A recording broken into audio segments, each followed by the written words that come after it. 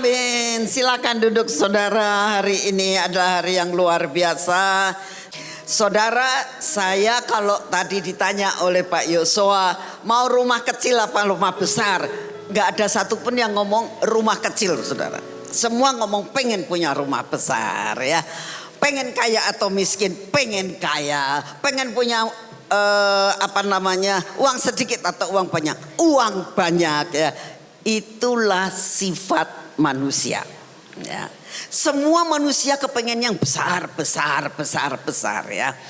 Saya teringat akan pada waktu pembangunan gedung Gracia sudah selesai. Pada masa itu kira-kira tahun 98 ya. Itu gedung untuk ukuran kota Cirebon adalah gedung yang salah satu gedung yang termewah ya. Besar, bagus, semuanya yang di bawah pakai bukan keramik ya, granit, luar biasa banget ya. Salah satu yang paling besar. Pada waktu kita sedang kumpul, Tuhan katakan, Pak Isa katakan, kamu itu cuma dengan lutut sampai terjadi seperti ini ya.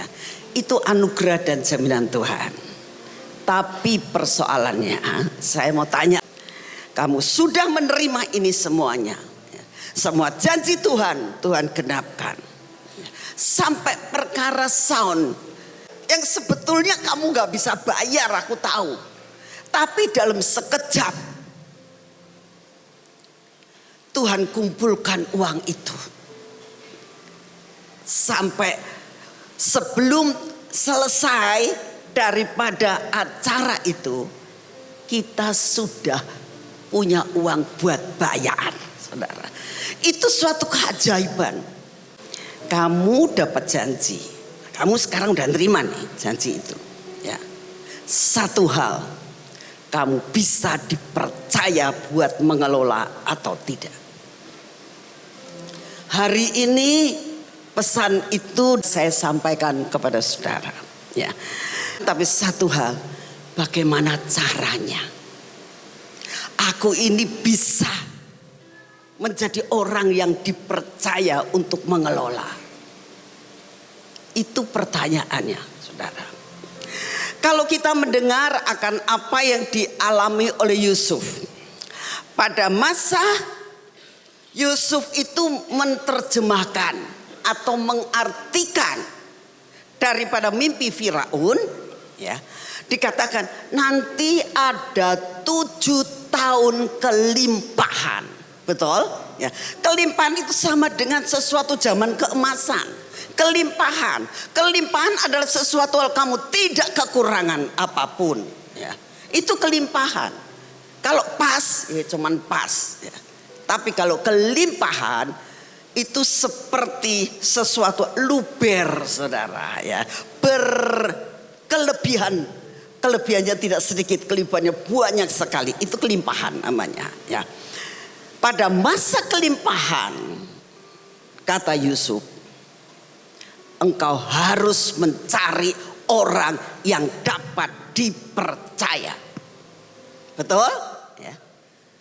Yang dapat melakukan segala sesuatu. Lalu dikatakan Firaun menunjuk Yusuf. Lalu apa yang dilakukan Yusuf? Ya. Yusuf sesudah mendapatkan tugas itu, Yusuf gak bisa enak-enak. Aduh Tuhan, aku itu di penjara tidurnya gak enak Tuhan ya. Walaupun aku disayang sama kepala penjara, tapi tidurku gak enak. Sekarang aku diangkat jadi penguasa. Langsung aku dikasih rumah gede. Loh, saya yakin loh. Begitu dia diangkat, dikeluarkan dari penjara, itu enggak tidur di tempat yang biasa. Tapi otomatis dia sudah disediakan suatu gedung yang besar ya. Kamar yang luar biasa enaknya. Mungkin kasurnya empuk banget yang tidak pernah dia lakukan. Mungkin kalau pada waktu itu sudah ada AC misalnya ya. Di penjara gak ada AC, adanya cuman kipas angin. Mungkin ini dugaan saya, pikiran saya ya. Tapi begitu masuk ces, aduh. Aku mau leleh dulu. Ya. Firaun, aku terima mandat ini. Tapi aku mau cuti dulu. Mengenangkan masa laluku yang begitu tidak enak. Dan aku sekarang bebas menikmati kebebasan. Tidak masanya, saudara. Yusuf tidak melakukan akan hal itu. Di dalam Alkitab dikatakan, begitu Yusuf mendapatkan tugas itu, apa yang dia lakukan? Segera dia mengelilingi daerah Mesir. Betul? Gak usah dibaca, saudara, dibaca di rumah. Segera, percepatan. Saat ini adalah masa percepatan. Ingat ya, masa keemasan, masa kemuliaan itu akan mengejar saudara. Amin. Percaya nggak? Nah, kalau saudara percaya, ya, apa yang dilakukan? Yusuf siap, seperti Ibu Iin tadi katakan. Kita harus siap. Siap apa? Siap menyediakan wadah yang besar. Saudara, kalau saudara ini ceritanya ya, dikatakan begini. Aku mau ngasih ya suatu usaha ya. Mungkin misalnya gini. Aku mau ngirim ya, kamu mau tak jadikan dealer mobil ya. Aku mau kirim 20 mobil. Kau pasarkan. Bayarnya gimana? Wis gak perlu kamu pikirkan bayarnya. Pokoknya aku mau kirim 20 mobil mewah untuk kamu bisa pasarkan. Apa yang saudara lakukan? Puji Tuhan, puji Tuhan. Kamu gak nyediain tempatnya. Showroomnya gak ada. Gudangnya gak ada. Mau ditaruh di mana? Saya mau sampaikan kepada saudara hari ini. Masa keemasan dan kemuliaan sudah sedang jalan menuju kepada saudara. Apa yang harus saudara lakukan? Belajar seperti Yusuf. Membangun lumbung. Betul? Yusuf membangun lumbung. Untuk apa? Untuk persediaan masa panen harus dimasukkan dalam lumbung itu. Panennya sudah ada belum? Belum. Keadaan seperti ini, mungkinkah ada panen yang berkelimpahan? Gak mungkin. Mungkin saudara saat ini sedang memikirkan temanya terlalu muluk hari ini. Ya. Kalau kita mendengar kabar perang, kalau kita mendengar akan banjir besar, kalau kita mendengar gempa bumi, longsor, banjir di mana-mana, Jakarta langganan banjir, ya. Semuanya kita dengar yang jelek. Ya. Mungkinkah masa keemasan dan kemuliaan akan datang mendatangi saya? Ya. Yusuf tidak melihat keadaan di sekitarnya. Ya. Belum ada panen, belum terlihat apa-apa, tapi dia sudah mengelilingi akan seluruh Mesir. Untuk apa? Mana tempat-tempat yang aku akan bangun lumbung. Untuk apa? Untuk menampung masa keemasan dan kemuliaan. Amin. Amin. Siap? Jangan lama-lama, jangan lambat-lambat. Nah, sekarang saudara tanya, bangun lumbung. Nah, ini kan perintahnya dari Firaun. Kalau diperintahkan oleh raja segala raja, ya, Raja Firaun memerintahkan, lalu kita sebagai pelaksana saja. Ya. Siapa yang biayain? Siapa yang biayain Yusuf saat itu? Firaun. Kalau saudara hari ini mendapatkan janji keemasan dan kemuliaan, sekalipun kamu belum melihat apa, lalu saudara harus bangun lumbung. Siapa yang menjamin? Tuhan. Gak usah takut dan khawatir. Ada jaminan dari Yesus Kristus Tuhan. Jadi harus membangun lumbung. Nah, lumbung itu apa? Lumbung itu adalah tempat wadah menyimpan hasil. Ya, wadah untuk menyimpan masa keemasan dan kemuliaan. Saudara kan mikir begini, kalau masa kemuliaan, masa keemasan itu bentuknya apa, Bu Nani? Gak usah dipikirkan. Yang penting itu pasti membawa kebahagiaan dan kemenangan, kemuliaan buat saudara dan saya. Udah itu dipikir itu aja. Yang simple aja mikirnya, ya. Gak usah mikir apakah nanti aku dapat pesawat ya Bu Nani. Bisa aja mikir terlalu jauh lah, ya. Jangan apakah aku nanti punya villa, aku punya pulau, aku punya, jangan dipikir. Yang penting adalah keemasan, kemuliaan akan jadi milik saya, ya. Bentuknya apa? Itu urusan Tuhan, ya. Karena masa keemasan dan masa kemuliaan bukan masalah materi saja. Saya mau sampaikan kepada saudara hari ini, jangan selalu berpikir materi. Tapi ini adalah masalah rohanimu dan jasmanimu. Kalau engkau mempunyai sesuatu yang rohani, jasmani itu akan mengejar akan hidupmu. Saudara tahu. Jadi harus mengerti, kau harus membangun akan yang namanya lumbung rohanimu terlebih dahulu. Sesudah kau membangun lumbung rohanimu, maka semuanya akan ditambahkan kepadamu. Karena ini firman Tuhan. Nah, lalu dikatakan sesudah itu yang kedua apa? Memilih bahan yang kita pakai untuk membangun. Saudara, kalau saudara membangun suatu rumah, membangun suatu gedung, membangun suatu lumbung, saudara kan akan tanya, aku mau bangun, cari anggarannya dulu. Kalau anggaran itu ditentukan oleh kita, tapi dibiayai oleh raja, jangan yang ecek-ecek bangunnya, ya. Yang murah saja, jangan yang murah.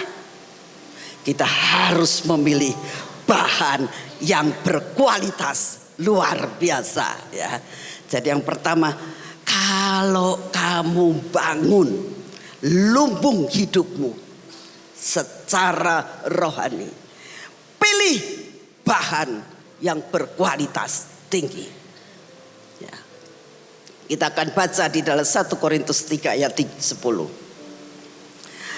Sesuai dengan kasih karunia Allah yang dianugerahkan kepadaku, aku sebagai seorang ahli bangunan, kata Paulus, yang cakap telah meletakkan dasar dan orang lain membangun terus di atasnya. Tetapi tiap-tiap orang harus memperhatikan bagaimana ia harus membangun di atasnya. Saudara, perhatikan perkataan ini. Tetapi tiap-tiap orang, bukan kelompok orang, bukan bareng-bareng. Tapi di sini dikatakan tiap-tiap orang itu pribadi, saudara. Ya, di sini jemaat, di sini banyak sekali dari luar kota maupun dari dalam kota. Ya, dikatakan engkau harus membangun lumbungmu pribadi demi pribadi. Gak bisa dompleng Pak Petrus, ya, beda lagi. Ya, Tidak bisa kamu membangun dengan mendompleng orang lain. Tapi firman Tuhan katakan, perhatikan tiap-tiap orang. Ya. Ayat 11. Karena tidak ada seorang pun yang dapat meletakkan dasar lain daripada dasar yang telah diletakkan, yaitu Yesus Kristus. Saya percaya saudara, ya, lumbung yang saudara akan bangun, yaitu keadaan batiniah saudara, rohani saudara, itu pasti dasarnya percaya kepada Yesus Kristus Tuhan. Benar? Engkau akan membangun suatu lumbung, di mana lumbung itu engkau akan pakai untuk menampung masa keemasan dan kemuliaan. Janji dari Tuhan. Kalau engkau tidak percaya kepada Yesus Kristus, semuanya tidak akan terjadi. Jadi dasarnya, fondasinya sudah betul. Percaya kepada Yesus Kristus, percaya kepada Yesus Kristus, percaya akan janjinya bahwa masa itu akan datang dan mendatangi saudara. Amin, amin. Katakan sebelah-sebelahnya, aku percaya masa itu akan mendatangi saya. Percaya? Harus percaya. Kalau nggak percaya, rugi saudara datang ke sini tuh rugi. Ya nggak percaya, buat apa? Rugi.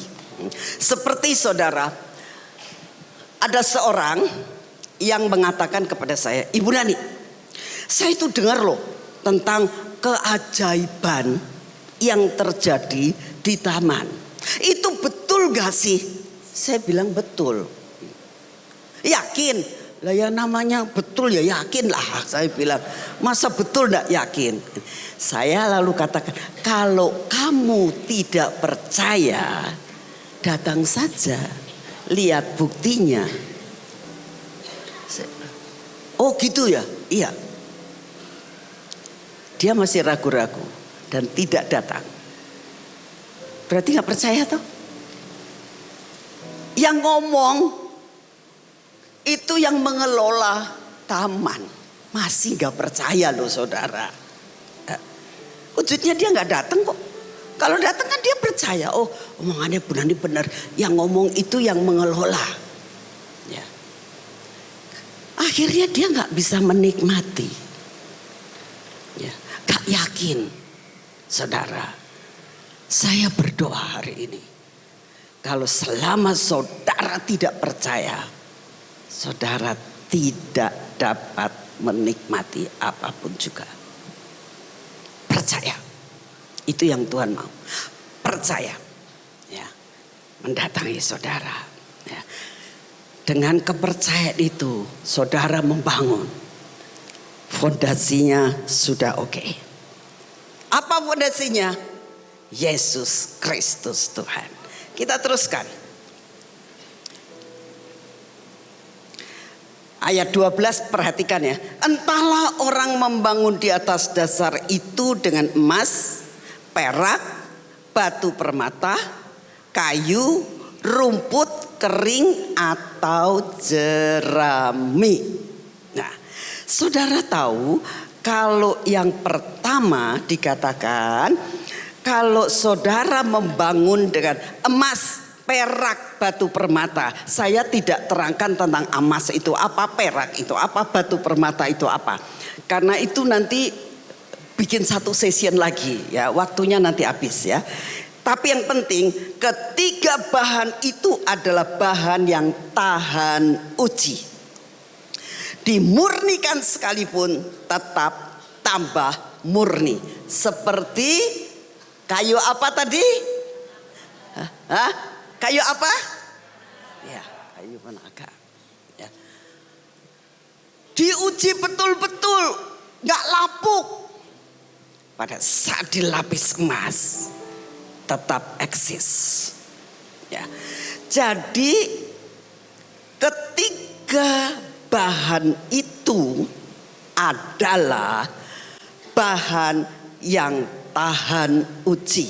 Tambah diuji, tambah murni. Saudara, emas kalau diuji tambah lama tambah murni. Karat 22 jadi 24. Ya. Yang kotor-kotor hilang. Menjadi murni. Nah, perak pun sama. Zaman sekarang ini perak mahal banget loh. Tadi saya baru dengar lagi. Perak dulu cuman 35, sekarang 100 katanya. Tuh, ya naik. Tapi perak itu kalau diuji terus menerus, tambah lama tambah kinclong, saudara. Ngerti kinclong ya? Bersinar. Ya. Permata. Saudara bilang permata. Saudara tahu permata, kalau misalnya ada satu permata yang misalnya ada 20 karat. Misalnya ya 20 karat. Ini permata ini diukur 20 karat. Tapi kurang cemerlang. Kurang betul-betul bersinar. Apa yang dilakukan? Dikikis habis. Dikikis lagi. Diselap lagi. Diselap lagi. Terus-terusan. Karatnya memang turun. Tapi sinarnya menyilaukan mata. Tambah diselap, tambah kinclong. Tambah diselap, tambah kinclong.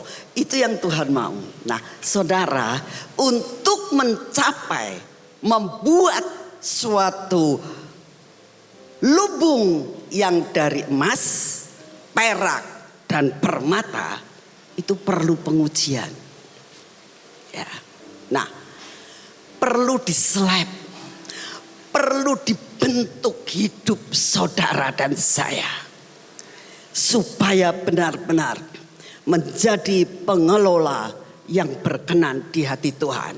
Saat masa itu datang, saudara diuji dan saudara menang. Ya, salah satu hal yaitu ketaatan.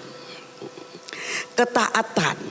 Ketaatan itu tidak mudah, saudara, karena ketaatan membuat apa yang kamu inginkan sendiri itu akan dikikis habis. Itu ketaatan. Kamu menginginkan sesuatu tapi Tuhan bilang jangan, nak. Mau taat gak? Ketaatan adalah sesuatu pengikisan ego kita, pengikisan keinginan kita, pengikisan dengan apapun yang menjadi milik kita. Dan Tuhan katakan lepaskan itu, seperti yang dialami oleh Abraham. Saudara, saya itu tadi pagi sedang merenungkan, disebabkan karena memang pembacaan Alkitab saya. Saya sampai nyari dari beberapa versi dari Alkitab, karena di situ dikatakannya tentang Daud, ya. Ada satu versi yang kata dibujuk Tuhan untuk menghitung bangsa Israel. Akhirnya dia jatuh, ya kan. Jadi bangsa Israel mengalami, disuruh milih tiga hukuman. Saya kira semua pada tahu. Nah, saya tuh, loh Tuhan kok pakai bujuk-bujuk toh ya. Aku kayaknya ini Alkitab ini penerjemahannya tidak betul, saya bilang. Lalu saya cari di tempat lain sampai saya ambil dari The Message, pokoknya bahasa Inggris, tak terjemahkan sampai nggak ngerti terjemahannya. Cari Google sayanya, Google Translate. Sebetulnya itu gimana sih? Nah, ucap Tuhan, ini masa kamu tuh bujuk-bujuk orang berbuat dosa? Kok aneh sih gitu? Tuhan kok aneh? Itu bertentangan dalam hidup saya. Kok aneh sih Tuhan? Tolong jawab, aku minta jawaban pagi ini. Itu saya sekitar jam 4:30 saya bergumul dengan Tuhan pagi ya. Lalu tiba-tiba akhirnya dalam satu terjemahan itu dikatakan lagi Tuhan itu menguji. Itu namanya nyelep, menguji, ngetes ya. Ngetes Daud. Nih, kamu tak suruh begini. Ya, seolah-olah disuruh ngetes. Mau enggak? Nah, saudara, Seperti Tuhan menyuruh Abraham, seolah-olah bertentangan. Dikasih anak, terus disuruh katakan, aku akan menjadikan anak ini sebagai keturunanmu. Sesudah itu kamu bawa anak itu, persembahkan di hadapanku di Gunung Moria. Sama-sama Gunung Moria. Ini pun terjadi dengan Daud. Karena Tuhan mau membawa semua kejadian dengan kejadian yang dialami, mengakibatkan dia ketemu di tempat pengirikan Arona. Dan itu tempat di mana Tuhan akan dirikan bait Allah. Jadi Tuhan itu suka nguji. Nguji itu nyelep lagi, diuji lagi. Dan kamu harus menang. Amin. Ya. Baru sesudah menang, itu gedung kamu luar biasa bagusnya. Itu yang namanya lumbung yang kuat. Ada badai, ada hujan, tidak akan runtuh. Ya. Ada apapun juga. Salah satu adalah ketaatan. Ya. Abraham taat. Firman Tuhan di dalam Yesaya 1 ayat 19 dikatakan, jika kamu rela dan taat, ya, ketaatan itu ada kepaksa, ada dengan kerelaan. Tapi hari ini Tuhan katakan, jika kamu rela dan taat, maka kamu akan memakan hasil baik dari negeri. Apa sih hasil baik dari negeri? Kelimpahan dan keemasan, kemuliaan dan keemasan, itu hasil yang sangat baik. Jadi yang Tuhan mau, ya, harus pakai emas, perak dan permata. Ya. Ketaatan. Ketaatan dilakukan dengan kerelaan. Ya. Coba kita lihat apa yang dialami oleh Yusuf. Yusuf tidak pernah berontak kepada Tuhan sekalipun mengalami ketidakadilan. Betul enggak? Ya. Saat tidak mau kompromi dengan dosa oleh karena tawaran istri Potifar, kok enggak dibela si Tuhan? Aku itu seolah-olah berhidup dalam kekudusan. Aku ini menolak mentah-mentah. Tapi kok engkau tidak membela, bahkan aku masuk ke dalam penjara. Tapi ingat, ketaatan, ketidakpemberontakan, kerelaan membawa Yusuf naik ke puncak yang tertinggi. Ingat hari ini, ya.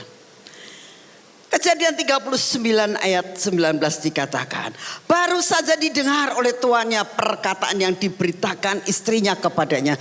Begitulah aku diperlakukan oleh hambamu itu. Maka bangkitlah amarahnya. Lalu Yusuf ditangkap tuannya dan dimasukkan ke dalam penjara. Tempat ditahan tahanan-tahanan raja dikurung. Demikianlah Yusuf dipenjarakan di sana. Gak salah saudara, gak salah. Tapi mengalami sesuatu hal yang begitu. Pernah gak saudara merasa dituduh dan difitnah? Kalau saudara mengalami akan hal itu, jangan gerutu. Percaya saja, suatu kebenaran akan dinyatakan. Saya sering kali mengalami hal yang seperti itu. Difitnah sering. Diomong-omongin sering. Batera juga sama. Gak usah gak apa-apa. Gak usah balas. Kebenaran akan menyatakan. Ada bukti yang nyata. Bahwa kita ada di dalam track yang benar. Kalau saya mau kesaksian panjang lebar nantinya, nggak habis nanti ya. Jadi kita nggak usah tak kasih kesaksian, tapi satu hal, ketaatan dan tidak ngomel pada masa kita mengalami ketidakadilan, ya. Kok nggak adil sih? Ya. Nggak apa-apa, mengucap syukur aja. Mengalami ketidakadilan, dicemooh, dituduh sesuatu hal yang kita tidak lakukan, dituduh melakukan. Nggak usah bela. Nggak usah bela. Tuhan akan membela saudara. Ya. Kemarin saudara, saya itu tidak mudah. Itu tidak mudah. Ini saya kasih kesaksian sedikit. Ketemu dengan satu keluarga. Dia datang dari Jawa Timur, dia ketemu saya. Saya itu baru pertama kali ketemu dia. Saya nggak tahu dia, saya tidak kenal dia. Latar belakang saya tidak tahu. Waktu habis persekutuan kemarin ketemu saya gitu. Terus dia bilang gini, Ibu Nani, saya ini lagi ngalami masalah yang besar. Dia bilang. Lalu dia cerita singkatnya adalah gini. Dia itu bekerja sama dengan mertuanya ya. Lalu bikin satu PT sampai perusahaan itu bumi luar biasa, diberkati luar biasa. Nah, PT itu ada sahamnya, dia bilang saya sahamnya 55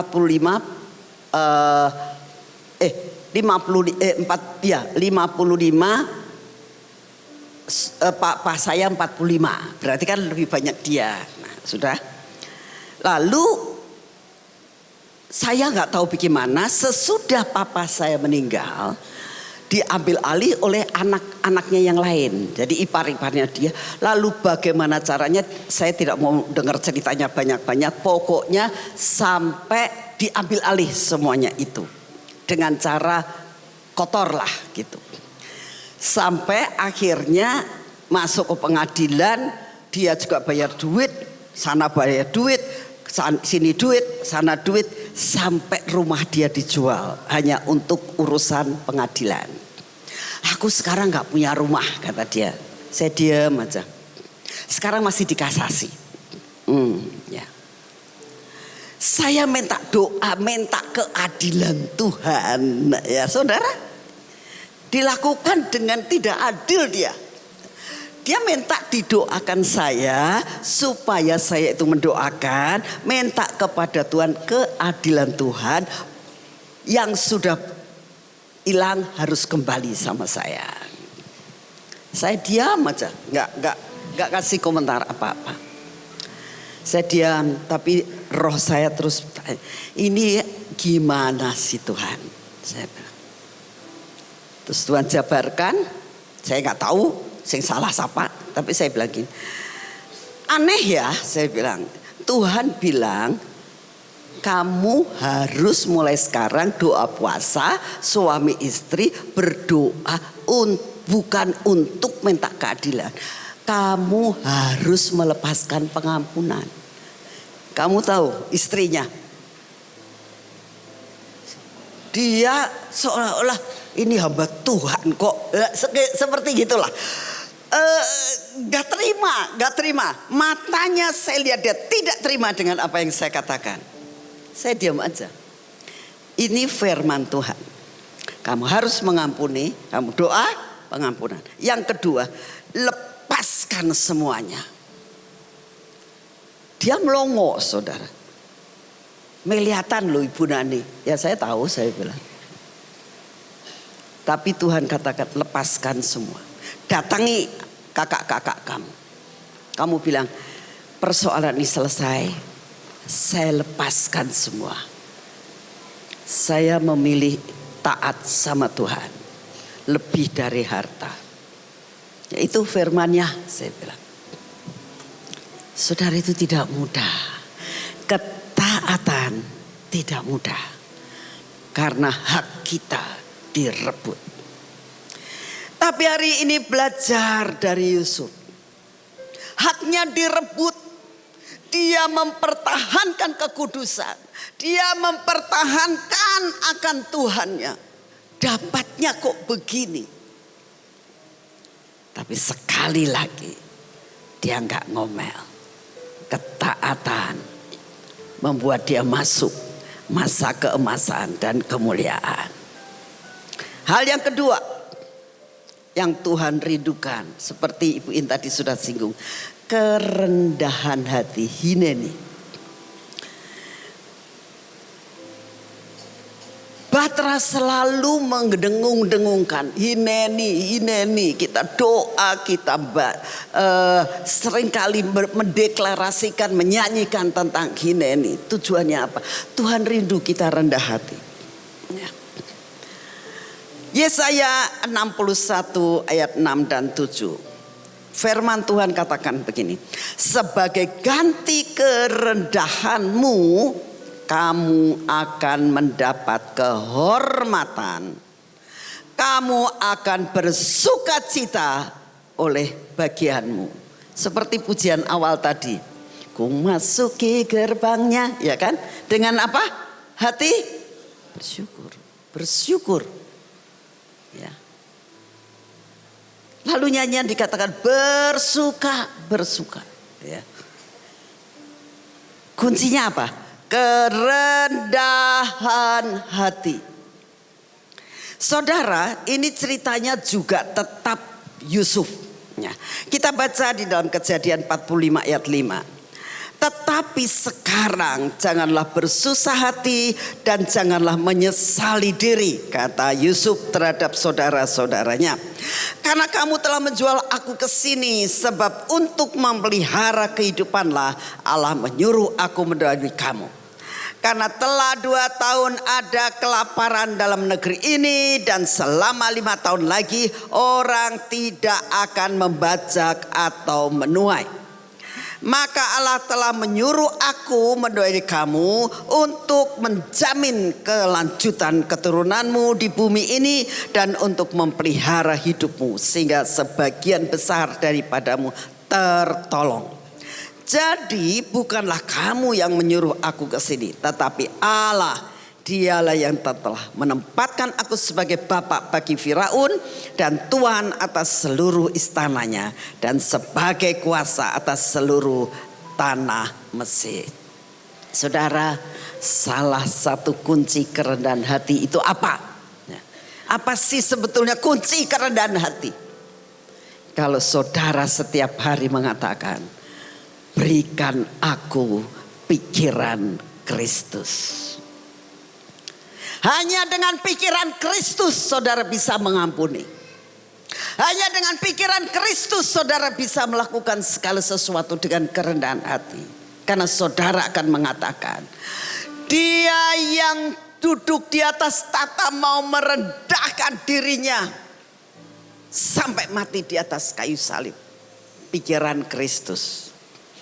Dia enggak memberontak dan mengatakan, Bapak yang di surga, aku itu anak satu-satunya. Ngapain sih manusia itu engkau kasihi? Bikin lagi aja seperti Adam yang baru. Begitu engkau bersabda, begitu engkau membuat tanah itu dibentuk sebagai manusia, hembuskan napasmu, wes jadi manusia-manusia yang lain yang lebih baik. Ngapain aku harus mati? Aku anak satu-satunya. Gak masuk akal. Tapi pikiran Kristus adalah pikiran yang luar biasa. Rendah hati. Apapun yang dikasih tahu Bapak, dia taat dan nurut sama Tuhan. Dengan kerendahan hatinya sampai di atas kayu salib. Pikiran Kristus membuat saudara bisa mengampuni orang. Pikiran Kristus, saudara bisa memikir sesuatu yang pas seperti hatinya. Saudara, Yusuf melakukan hal itu. Dan akhirnya dia mencapai yang dinamakan masa keemasan dan kemuliaan terjadi atas hidupnya. Kalau saudara membangun dengan 3 bahan ini, kau akan mencapai kemuliaan. Tapi satu hal dikatakan lagi, Ada yang membangun dengan rumput kering, jerami dan kayu. Ini lambang apa? Lambang membangun dengan kedaginganmu. Kalau saudara mulai berpikir-pikir ya, waduh, ini masa kelimpahan, ini masa kejayaan, ini masa keemasan, ini masa kemuliaan. Lalu apa yang saudara lakukan? Mulai berpikir dengan kedaginganmu. Bagaimana caranya aku membangun hidupku untuk kepentinganku sendiri. Awas, itu kedagingan. Ya. Salah satu kedagingan adalah kesombongan. Amsal 16 ayat 18 dikatakan begini. Kecongkakan mendahului kehancuran dan tinggi hati mendahului kejatuhan. Sesudah bergantung kepada kekuatan sendiri, engkau akan jatuh. Kita lihat akan Raja Uzia, saudara. Raja Uzia itu baru 16 tahun saat itu. Ya. Tapi dia sudah diangkat jadi raja, masih sangat-sangat muda. Ya. Dan dikatakan setiap kali dia selalu taat kepada Tuhan. Kita baca dalam ayat yang 2 Tawarikh 26 ayat 3. Uzia berumur 16 tahun pada waktu ia menjadi raja dan 52 tahun lamanya ia memerintah di Yerusalem. Nama ibunya ialah Yehonya dari Yerusalem. Lebih lama dari Daud memerintah. Hebat. Daud memerintah umur 30 baru dia menjadi raja. Dia umur 16, separuhnya. Luar biasa banget. Ayat 4. Ia melakukan apa yang benar di mata Tuhan, tepat seperti yang dilakukan Amasya ayahnya. Ia mencari Allah selama hidup Sakaria yang mengajarkan supaya takut akan Allah. Dan selama ia mencari Tuhan, Allah membuat segala usahanya berhasil. Perlu mentor. Ya. Kita itu perlu mentor. Ya. Untuk selalu mengingatkan kita. Mentor itu bisa hamba Tuhan, bisa kakak rohani, tetapi mentor yang paling bisa menolong saudara dimanapun juga, kapanpun juga, dalam keadaan apapun juga adalah Roh Kudus dan firman Tuhan. Minta mentor Roh Kudus supaya mementori saudara, mengingatkan. Kalau saudara mulai nyeleweng atau keluar dari jalurmu.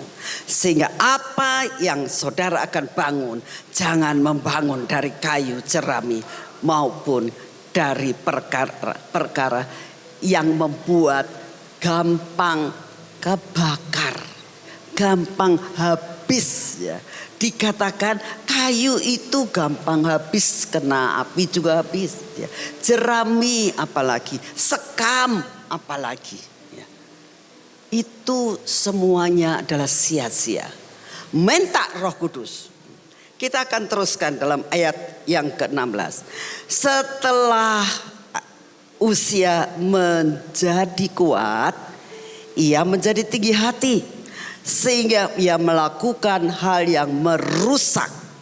Ia berubah setia kepada Tuhan. Ayat 21.